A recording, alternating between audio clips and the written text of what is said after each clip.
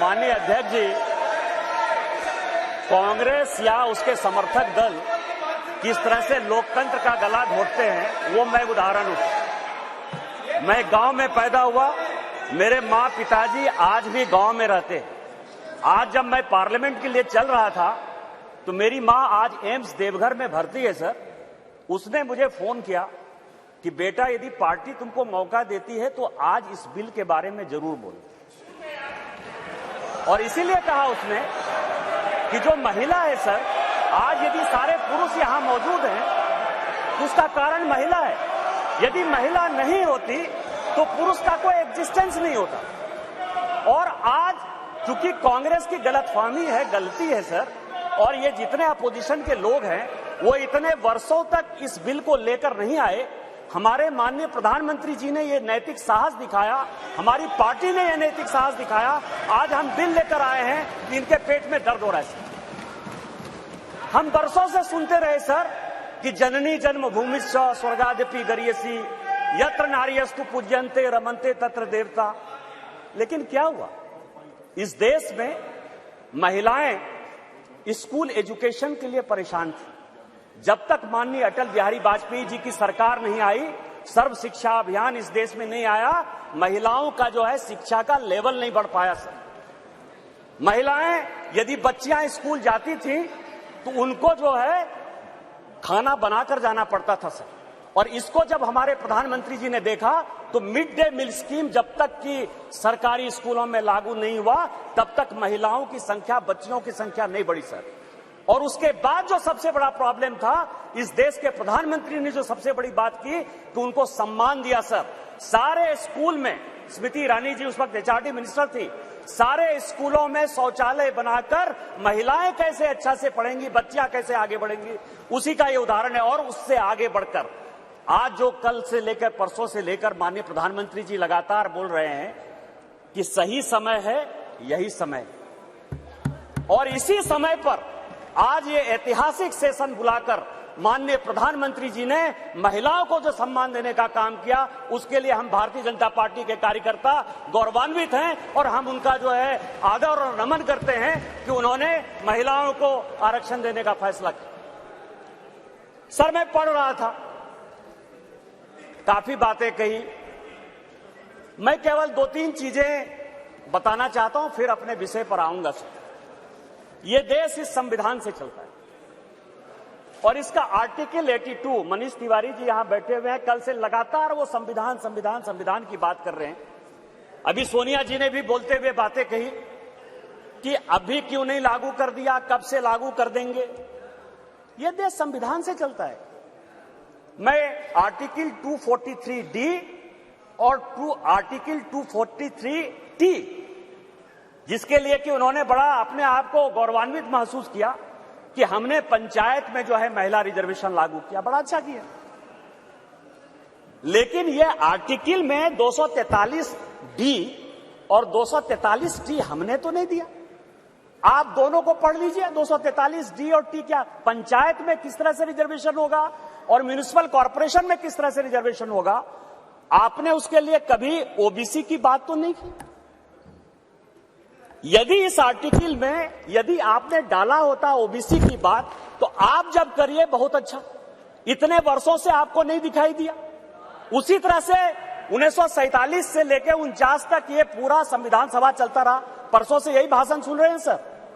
इस constituent assembly से लेकर 1952 से लेकर आज तक चुनाव हुआ, कभी किसी ने राज्यसभा में रिजर्वेशन की बात नहीं की, विधान परिषद में बात नहीं की। आज भी राज्यसभा में शेड्यूल कास्ट और शेड्यूल ट्राइब को रिजर्वेशन नहीं है, विधान परिषद में शेड्यूल कास्ट शेड्यूल ट्राइब को रिजर्वेशन नहीं है। आप कौन सी नई बात केवल पॉलिटिकल एंगल के लिए ले आते हैं? आपने जब नहीं किया, जब तक आज तक जो है भारत के संविधान में यह कहा गया कि राज्यसभा में कोई रिजर्वेशन नहीं होगा, विधान परिषद में कोई रिजर्वेशन नहीं होगा। और जब माननीय प्रधानमंत्री जी और भारतीय जनता पार्टी इस बिल को लाती है तो आप कहते हैं राज्यसभा में रिजर्वेशन नहीं है, विधान परिषद में रिजर्वेशन नहीं है। आप पंचायत में कहिए कि कोई ओबीसी को रिजर्वेशन नहीं होगा, चाहे म्युनिसिपल कॉर्पोरेशन में कोई ओबीसी को रिजर्वेशन नहीं होगा। और आर्टिकल 82 है सर, जो एडजस्टमेंट ऑफ ईच सेंसस की बात कर रही है और सीट बढ़ाने की बात, सब पढ़ लीजिएगा इस आर्टिकल को। इसमें कहा गया है कि 2026 तक सभी चीजों को हमने फ्रीज कर दिया है। आप अनकॉन्स्टिट्यूशनल काम करना चाहते हैं, आप उसके ऊपर जो है कहते हैं कि 2024 से लागू कर दीजिए, तुरंत सुप्रीम कोर्ट में जाएगा और सुप्रीम कोर्ट में तुरंत वो स्टक डाउन हो जाएगा। क्या आप चाहते हैं कि महिलाओं को रिजर्वेशन नहीं दें? और जिस तरह से आप केवल राजनीति के माध्यम से इस महिला रिजर्वेशन को लॉलीपॉप बनाते रहे, घुमाते रहे, वही भारतीय जनता पार्टी करे। हमारे प्रधानमंत्री जी हैं जो कहते हैं कि जिसकी मैं शुरुआत करता हूं उसका अंत भी करता हूं। यदि ये महिला रिजर्वेशन यहां आया है तो महिलाओं को अधिकार मिलेगा, मिलकर रहेगा, दुनिया की कोई ताकत इसको नहीं रोक सकती है। लेकिन इनके यहां क्या दिक्कत है सर? इनके यहां सबसे बड़ी दिक्कत है, और अभी जितने स्पीकर बोलने वाले हैं सर, वो स्पीकर 2026 में ये आर्टिकल 82 पढ़िए, संविधान को जो है पढ़िए, जो संविधान में लिखा हुआ है कि सेंसस होगा, सेंसस के बाद डिलिमिटेशन होगा, और डिलिमिटेशन के बाद जो है हम उसको लागू करेंगे। और ये आर्टिकल 82 कह रहा है, ये 82 कह रहा है।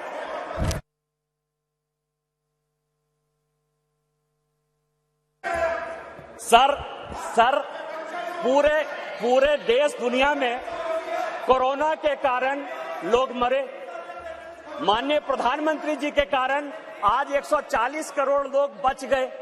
इस पार्लियामेंट को चलाने में आप जैसे लोगों को क्या समस्या हुई सर? लोकसभा, राज्यसभा, लॉबी, सभी जगह सांसद बैठकर कानून पास करते रहे।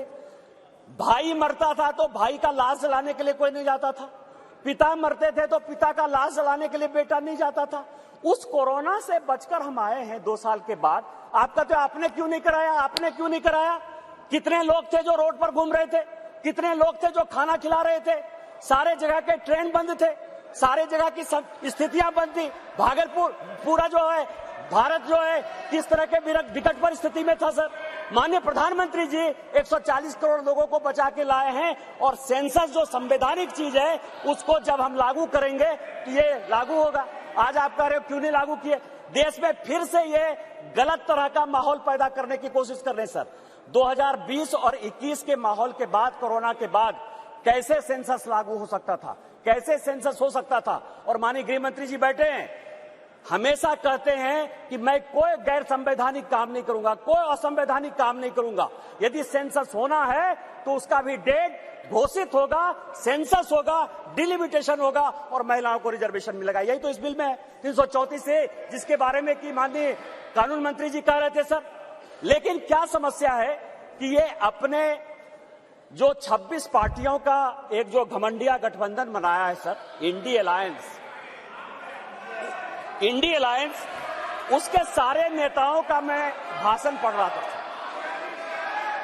आज सोनिया जी जब बोल रही थी तो मुझे लग रहा था कि वो राजनीति से ऊपर उठकर बोलेंगी, क्योंकि वो अपोजिशन की आवाज थी। मैं उनका सम्मान करता हूं सर।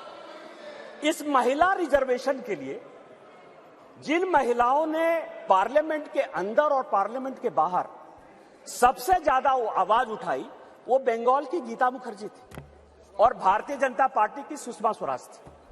ये दोनों यदि नहीं रहती तो आज ये दिन भी देखने को नहीं मिलता। 33% यदि रिजर्वेशन लोकसभा और विधानसभा में यदि लागू होने वाला है और माननीय प्रधानमंत्री जी लेकर आए हैं इन 2 महिलाओं का, लेकिन सोनिया जी ने अपने पूरे भाषण में न गीता मुखर्जी का जिक्र किया, न सुषमा स्वराज का जिक्र किया।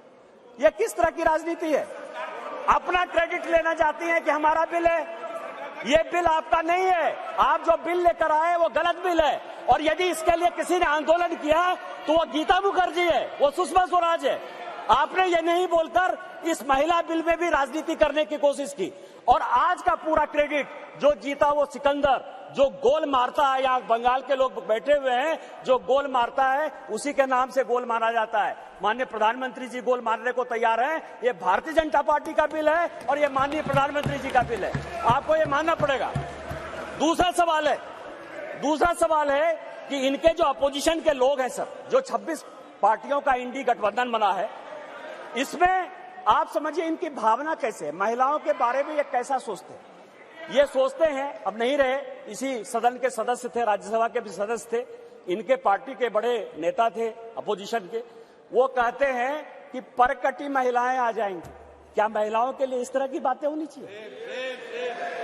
दूस, दू, दूस, दूस, दूसरी बात जो है, ये दूसरे नेता जो हैं 2011 में मैं अध्यक्ष जी आपको दो कहानी बताना चाहता हूं, और ये वर्षों से मेरे मन में था। इस पार्लियामेंट में 2 बार संजोग से मैं 2009 में सांसद बनकर आया। अनुराग ठाकुर जी से लेकर राजनाथ जी सबों के साथ काम करने का मौका मिला सर। 2011 और 2013 में 2 भयंकर घटना हुई इसी वेल में। 2011 में जब 2010 में ये बिल पास हो गया राज्यसभा में, और जब यहां 2011 में जिसको कि ये लागू नहीं करना चाहते थे बिल लेकर आए, और जब बिल उधर से इंट्रोड्यूस हो रहा था तो इन्हीं के सहयोगी दल के सांसदों को इसी कांग्रेस ने इसी बिल में पीटा सर। 2 बिल था, एक महिला रिजर्वेशन का 2011 में, और 2013 में प्रमोशन इन रिजर्वेशन।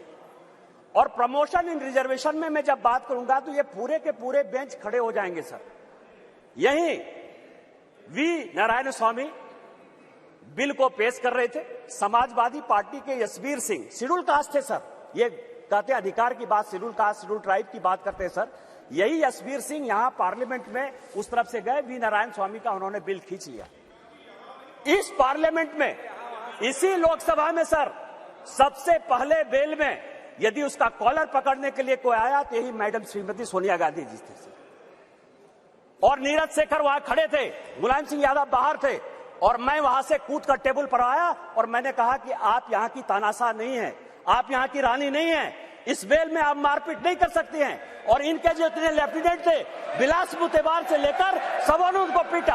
ये दोनों घटनाएं जो है, चाहे महिला रिजर्वेशन का हो, चाहे ये प्रमोशन इन रिजर्वेशन का हो, ये पार्लियामेंट है सर, सबको सत्य बोलना चाहिए।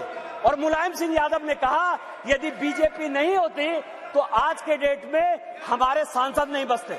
आपने तो सांसदों की हत्या करने की कोशिश की, और उसी दल के साथ, उसी 26 दल के साथ ये आए हैं जिनका की मानसिकता ही नहीं है कि महिला को रिजर्वेशन मिले। चाहे वो राष्ट्रीय जनता दल है, चाहे वो समाजवादी पार्टी है, चाहे इनके सारे मुस्लिम एमपी है, चाहे कोई भी पॉलिटिकल पार्टी जो इनको सपोर्ट कर रही है सर, और उन्हीं के दबाव में ये कानून के विरोध में जाकर, इस संविधान के विरोध में जाकर, और उसके सारे उदाहरण है कि 96 से लेके आज तक क्यों नहीं लागू हुआ, उसी के कारण ये कभी ओबीसी रिजर्वेशन की बात करते हैं, कोटा विद इन कोटा की बात करते हैं, राज्यसभा में जो है उसको अधिकार देने की बात करते हैं, विधान परिषद में क्यों नहीं रिजर्वेशन दिया उसकी बात करते हैं, फिर वो बात करते हैं कि 2024 से क्यों नहीं लागू होगा। इनको सब कुछ पता है, ये देश संविधान से चलता है। हम एक गरीब परिवार के बेटे होकर इस पार्लियामेंट में आए हैं सर। जैसे मैंने बात कही कि मेरे माँ पिताजी आज भी गांव में रहते हैं।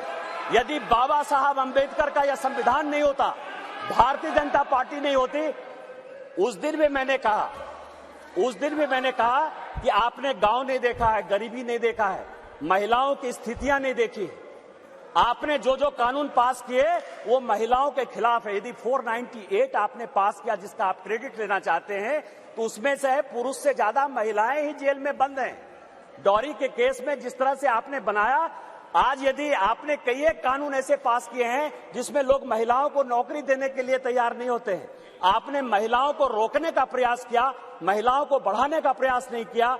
और हम जो बिल लेकर आए हैं, जो माननीय प्रधानमंत्री जी के नेतृत्व में ये इतिहास रचने जा रहा है, और ये जो ऐतिहासिक पल है, और स्पीकर साहब आपके जीवन का जो ऐतिहासिक पल है कि उस कुर्सी पर आप विराजमान हैं, जिस पल में ये इतिहास बन रहा है वो केवल और केवल माननीय मोदी जी की देन है, भारतीय जनता पार्टी की देन है। हम संविधान सम्मत काम करते हैं, और मेरा सबों से आग्रह होगा कि दल पार्टी से ऊपर उठकर जो ये संविधान आर्टिकल 82, 243D और 243T जिन आधार पर यह संविधान चलता है, उसके आधार पर